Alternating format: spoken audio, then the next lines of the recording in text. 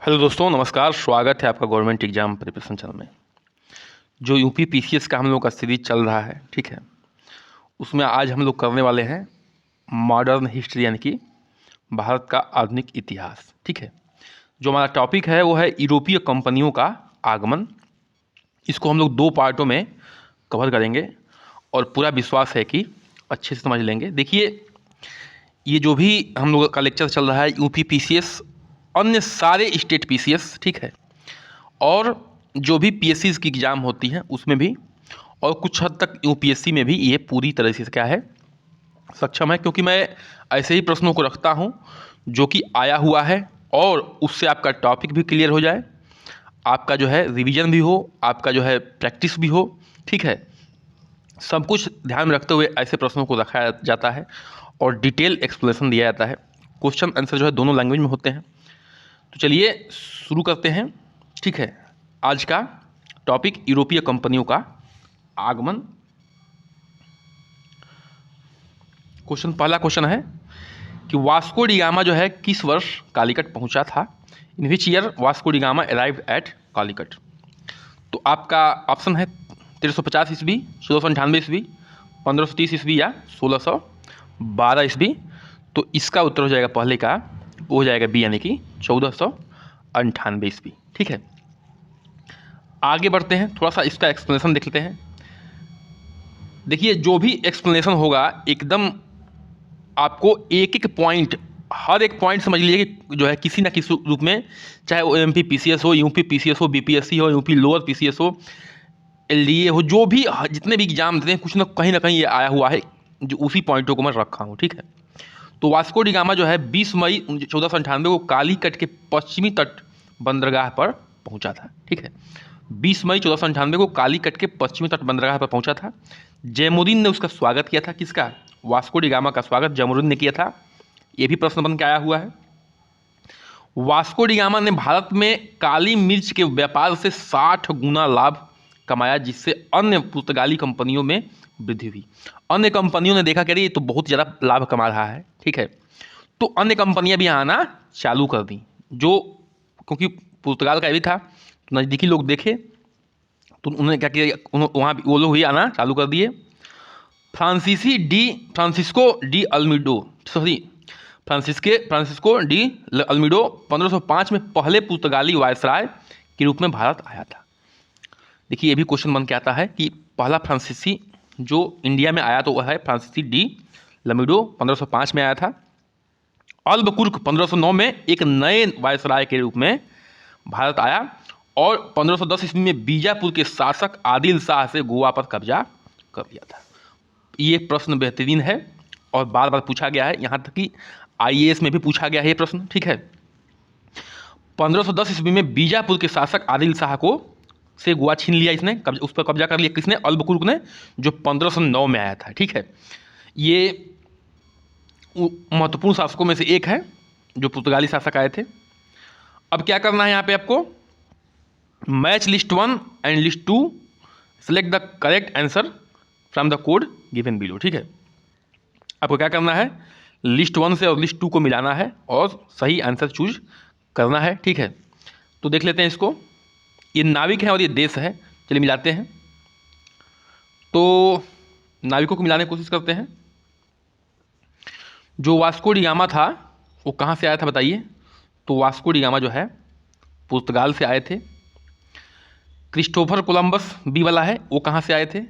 तो Christopher Columbus आए थे स्पेन से। ठीक है, स्पेन से आए थे। अच्छा, कैप्टन कुक कहाँ से आए थे। कैप्टन कुक आए थे ग्रेट ब्रिटेन से। कहाँ से आए थे? ग्रेट ब्रिटेन से आए थे। और तस्मान कहाँ से आए थे? तो वो आए थे हॉलैंड से। तो इस तरह से ध्यान में रख लीजिएगा। ठीक है, और इसको आप लोग देख सकते हैं, इसको जो है पॉइंट बना के लिख लीजिएगा। वास्को डी गामा पुर्तगाल से आए थे, क्रिस्टोफर कोलंबस स्पेन से आए थे, कप्तान कुक जो है ग्रेट ब्रिटेन से आए थे, तस्मान जो है हॉलैंड से आए थे। तो इसका ऊपर के हिसाब से जो आंसर हो जाएगा आपका बी ऑप्शन। ठीक है, चलिए तीसरे प्रश्न पे आते हैं। Who was the real founder of Portuguese power in India. Bharat में पुर्तगाली सत्ता के वास्तविक संस्थापक कौन थे? ठीक है, तो वास्को डी गामा था, अल्बुकुर्क था, बाल्टोस लुमोस डाइज था, या जॉर्ज ऑक्सडोन था। तो जो तीसरा है उसका उत्तर हो जाएगा बी, यानी कि अल्बुकुर्क। अभी हम लोग क्या पढ़े हैं ऊपर कि अल्बुकुर्क जो है कब आया था? 1510 ईस्वी में आया था। ठीक है, 1510 ईस्वी में आया था। और ये क्या किया था? गोवा को बीजापुर के शासक आदिल शाह से इसने छीन लिया था या कब्जा कर लिया था लड़ाई करके। तो ये जो है रियल फाउंडर था पुर्तगालियों का इस इंडिया में, यहाँ पे। ठीक है, और ये बहुत ही मतलब क्या कहते हैं, एक बहादुर शासक भी था। आगे बढ़ते हैं, अगले क्वेश्चन की तरफ हम लोग चलते हैं। थोड़ा सा इसको देख लेते हैं। ठीक है, पहले पुर्तगाली किले का निर्माण जो है कोचिन के 1503 में अल्फांसो का अल्बुकुर्क द्वारा किया गया था। यूरोपीय व्यापारियों शक्तियों के आगमन का क्रम जो है इस प्रकार है। ठीक है, पहले पुर्तगाली किले का निर्माण जो है 1503 में अल्फांसो अल्बुकुर्क किया था, लेकिन जो यूरोपीय जब आए थे भारत, उनमें उनका आने का आगमन किस तरह से? देखिए, हमारे यहाँ ब्रिटिश भी आए हैं, डच भी आए हैं, फ्रांस आए हैं, लेकिन सबसे बड़ी चीज़ है कि किस उसमें आए हैं, क्रम में ये जानना जरूरी है।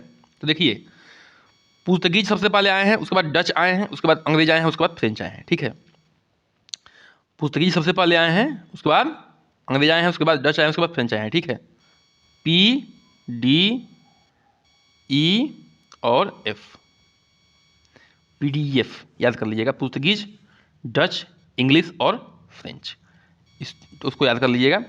अच्छा, एक और बात, पुर्तगीज सबसे पहले आए और सबसे अंत में गए भी, ये भी ध्यान रखिएगा। पुर्तगाली सबसे पहले आए और सबसे अंत में गए। इसका मतलब ये है कि सबसे अधिक दिन तक इस इंडिया में रहे। पुर्तगाली जो है 1498 ईस्वी में आए और 1961 ईस्वी में वापस गए। सभी यूरोपीय कंपनी में सबसे अधिक लंबी अवधि तक रहने वाले ये लोग हैं। ठीक है, तो PDF याद कर लीजिएगा, पुर्तगीज, डच, इंग्लिश और फ्रेंच।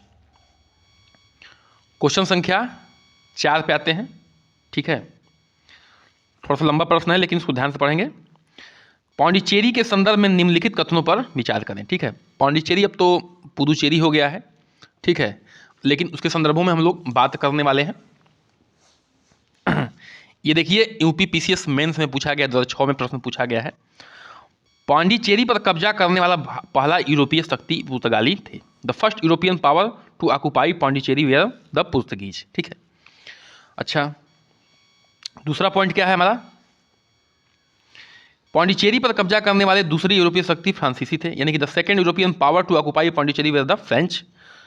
और अंग्रेजों ने पांडिचेरी पर कभी कब्जा नहीं किया, यानी कि the English never occupied the Pondicherry. अब इसमें क्या करना है कि आपको बताना है कि ऊपर दिए गए कथनों में से कौन सा सही है। ठीक है, तो ध्यान बता दें आपको कि ऊपर दिए गए कथनों में केवल जो है एक सही है, बाकी दोनों जो है गलत है। ठीक है, अभी जब एक्सप्लेनेशन करूँगा सब कुछ बता दूंगा। देखिए, ये सही है, यानी कि पांडिचेरी पर कब्जा करने वाला पहला यूरोपीय शक्ति जो है पुर्तगाली ही थे। अब इसका एक्सप्लेनेशन जब करेंगे तो आपको उसका आंसर मिल जाएगा। ठीक है, चलिए एक्सप्लेनेशन डायरेक्ट कर लेते हैं। पांडिचेरी पर करने वाला दूसरा जो यूरोपीय शक्ति थे वो डच थे। इसमें उसमें क्या दिया था क्वेश्चन में, जो फ्रेंच थे, तो फ्रेंच नहीं थे, कौन थे? डच थे। ठीक है, ध्यान रखिएगा। अच्छा, तीसरा क्या है? अंग्रेजों ने 1793 ईस्वी में पांडिचेरी पर भी कब्जा कर लिया, लेकिन 1814 ईस्वी में पेरिस की संधि के तहत इसे फ्रांस को सौंप दिया, लौटा दिया। इसमें प्रश्न क्या था कि जो है इंग्लिश ने कभी पांडिचेरी पर कब्जा ही नहीं किया, तो ये गलत है। अंग्रेजों ने 1793 में पांडिचेरी पर कब्जा कर लिया था और 1814 ईस्वी में पेरिस की संधि में फ्रांस को फिर से वापस लौटा दिया था। ठीक है, आगे बढ़ते हैं, अगले प्रश्न पे आते हैं। Who among the following was founder of Kolkata? निम्न में से कौन जो है कोलकाता का संस्थापक था? देखिए, बहुत बार प्रश्न पूछा गया है। ठीक है, बहुत बार UPPCS स्पेशल मेंस में पूछा गया है, उत्तराखंड PCS में पूछा गया है। ठीक है, तो इसको जान लीजिए, इस प्रश्न को। चार्ल्स अय्यर था, जॉर्ज चार्नॉक था, गॉरलार्ड अंग्रिक या विलियम नॉर्विस। तो इसका उत्तर हो जाएगा 13 का, हो जाएगा B, यानी कि जॉर्ज चार्नॉक। ठीक है, तो इसके बारे में थोड़ा सा जान लीजिए। कासिम बाजार कारखाने के प्रमुख जॉब चार्नॉक, जो कासिम बाजार कारखाने का प्रमुख था जॉब चार्नॉक ने ब्रिटिश व्यापार केंद्र की स्थापना के लिए हुगली को चुना और अंत में उन्होंने कोलकाता में ब्रिटिश उपनिवेशों की स्थापना की। हुगली नदी के पास जो है कोलकाता नदी है, ये गंगा का एक तरह से कहिए कि ट्रिब्यूटरी है, ठीक है। तो जॉब चार्नॉक जो है हुगली नदी किनारे जो है इसको बसाया, ठीक है। और ये कंपनी के मतलब कि उसके पर्पज से बसाया, ठीक है। कासिम बाजार के प्रमुख था ये। आगे बढ़ते हैं, क्वेश्चन संख्या 6 पे आते हैं। With reference to the entry of European power into India which one following statement is not correct. Bharat में यूरोपीय शक्तियों के प्रवेश के संदर्भ में निम्नलिखित में से कौन सा कथन सही नहीं है, ठीक है, ये ध्यान देना है। तो कौन सा कथन सही नहीं है इसकी बात हो रही है, बाकी सारे कथन सही है। तो देख लीजिए, 4 ऑप्शन हैं आपके पास। द पुर्तगीज कैप्चर गोवा इन 1499। अब तो ये देखिए, ये IAS 2003 का क्वेश्चन है, IAS प्री 2003 का क्वेश्चन है। तो अब तो अभी पिछले प्रश्नों के हिसाब से आपको आंसर दे देना चाहिए, ठीक है। पुर्तगालियों ने 1499 में गोवा पर कब्जा कर लिया। The English open their first factory in south India as at Machilipatnam में। अंग्रेजों ने दक्षिण भारत में अपना पहला कारखाना मछलीपट्टनम में खोला।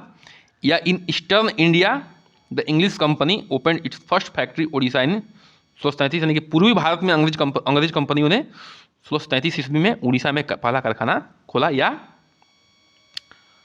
ठीक है, या डुप्लिक्स ने के नेतृत्व में फ्रांसीसियों ने 1746 में मद्रास पर कब्जा कर लिया। तो देखिए, इसमें पूछ रहा है क्या कि कौन सा जो है गलत है, गलत वाला ही सही होगा उत्तर आपका।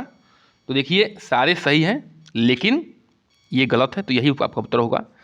अब एक्सप्लेनेशन बताऊंगा। देखिए, अभी पढ़ चुके हैं कि जो अल्बुकुर्क था वो गोवा कब कैप्चर किया था, बीजापुर से 1510 ईस्वी में। इसमें क्या लिखा है, गलत लिखा है, 1410 लिखा है। कब किया था कब्जा, 1510 में।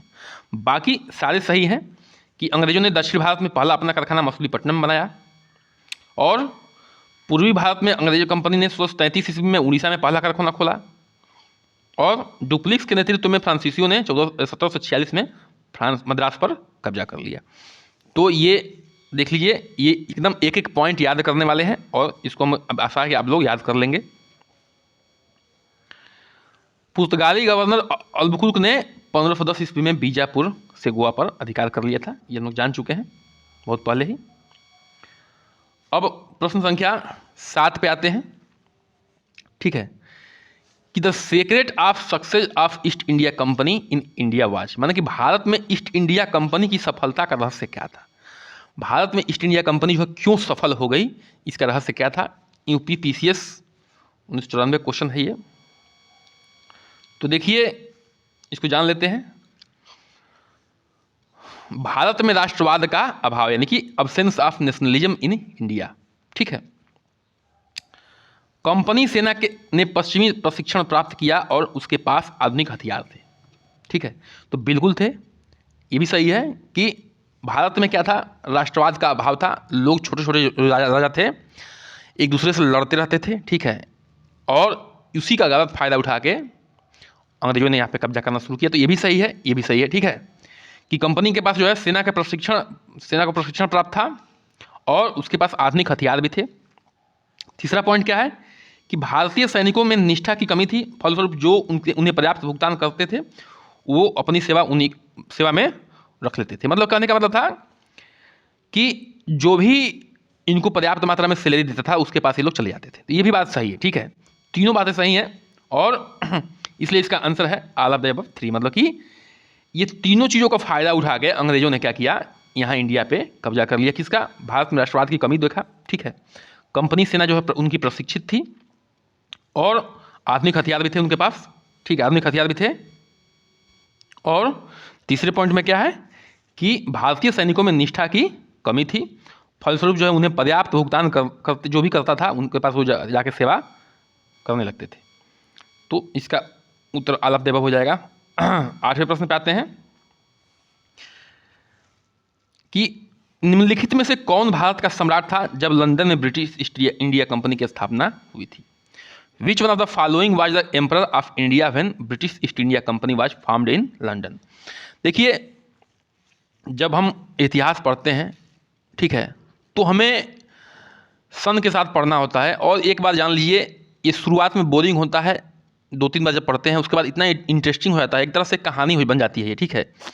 और ख़ास तौर से जब भी पढ़िए तो सन को मिला के पढ़िए, सन के साथ पढ़िए। और जब भी पढ़िए तो देखिए, हर चैप्टर एक साथ नहीं लिखा जा सकता है, लेकिन आपका दिमाग जो है एक साथ काम कर सकता है। तो आप इस चैप्टर को पिछले चैप्टर से रिलेट करिए, इस पिछले को पिछले से रिलेट करिए, और खास तौर से जो समकालीन है ना, उनकी व्यवस्था बना के चलिए आप दिमाग में कि ये इस समय यहाँ हुआ था तो उस समय क्या हुआ था वहाँ पे, उस समय वहाँ पे क्या हुआ था। तो ऐसे जब पढ़ेंगे इंटर रिलेट करके तो चीज़ें आसान हो जाएंगी और इंटरेस्ट भी जगा रहे बना रहेगा। और इंटरेस्ट बनना बहुत ज़रूरी है किसी भी सब्जेक्ट को पढ़ने के लिए। बिना इंटरेस्ट के बहुत दिन तक आप नहीं पढ़ाई कर सकते हैं, सीधी सी बात है। तो जब ब्रिटिश ईस्ट इंडिया कंपनी की स्थापना हो रही थी तो उस समय इंडिया के सम्राट कौन थे? अकबर थे, जहांगीर थे, शाहजहाँ थे या औरंगजेब थे? तो इसका उत्तर हो जाएगा ए, यानी कि अकबर थे, ठीक है। देखिए, कुछ व्यापारियों ने 1599 ईस्वी में लॉर्ड मेयर द्वारा लंदन में एक आम बैठक की आयोजन किया, ठीक है। अब पूर्वी आइसलैंड के साथ व्यापार करने के लिए, इस उद्देश्य की पूर्ति के लिए कि कंपनी स्थापना की गई, ठीक है। मतलब ये एक बैठक हुई थी 1599 ईस्वी में, इस पर्पज से कि हम लोग जो है पूर्व से क्या किया जाए, व्यापार किया जाए, ठीक है। और पूर्व से व्यापार करने के लिए उन्होंने बैठक की, और उसमें जो है 1599 में किया था। तो उस समय कौन थे शासक? अकबर का शासनकाल कितना है? 1556 ईस्वी से 1605 ईस्वी में। तो आप लोग देख सकते हैं कि जो है उस समय कौन थे शासक जब कंपनी बन रही थी? अकबर थे, ठीक है, अकबर। क्वेश्चन संख्या 9 पे आते हैं। आज का अंतिम प्रश्न है, किस मुगल बादशाह के समय में अंग्रेजी ईस्ट इंडिया कंपनी ने भारत में अपना पहला कारखाना स्थापित किया? मतलब कि during the time of which Mughal emperor did the English east India company establish it's first factory in India? तो देख लीजिए, अकबर है कि जहांगीर की शाहजहाँ या औरंगजेब? तो 9वें प्रश्न का जो उत्तर होगा आपका वो हो जाएगा बी, यानी कि जहांगीर, ठीक है। देखिए, अंग्रेजी ईस्ट इंडिया कंपनी जो है 1611 ईस्वी में मसूलीपट्टनम में मुगल सम्राट जहांगीर के शासनकाल में भारत को अपना पहला अस्थायी कारखाना स्थापित किया था। अकबर क्या थे, सॉरी, जहांगीर क्या थे? अकबर के पुत्र थे। तो जब 1605 ईस्वी में मरे थे, उनके बाद जहांगीर ही बने थे वो, ठीक है, शासक। और 1611 ईस्वी में मसूलीपट्टनम में मुगल सम्राट जहांगीर के शासनकाल में ही अपना अस्थायी कारखाना स्थापित कर लिया था मसूलीपट्टनम में। अस्थायी है, ध्यान रखिएगा, ये भी पोस्ट क्वेश्चन बनता है कि अस्थायी कारखाना कहाँ था और अस्थायी कारखाना कहाँ था, ठीक है। और पहला जो अस्थायी कारखाना ब्रिटिश ईस्ट इंडिया ने बनाया है 1633 ईस्वी में बनाया है, सूरत में स्थापित किया है। तो पहला जो है उनका कारखाना अस्थायी था मसूलीपट्टनम में 1611 में, और स्थायी जो था फैक्ट्री वो 1633 ईस्वी में था, ठीक है। सॉरी 1613 ईस्वी में था, ठीक है। 1613 ईस्वी में क्या था? सूरत में, ठीक है, ध्यान रखिएगा, वो परमानेंट था, ठीक है। 1613 ईस्वी में था और 1611 ईस्वी में क्या था? अस्थायी। तो ये ध्यान रखिएगा कि जब पहला वो बना था, ठीक है, पहला कारखाना बना तो उस समय जो शासक कौन थे? जहांगीर थे। इसी के साथ आज का सेशन समाप्त करते हैं। कृपया करके चैनल को सब्सक्राइब करिए, लाइक करिए, शेयर करिए, बन रहिए हमारे साथ। नमस्कार।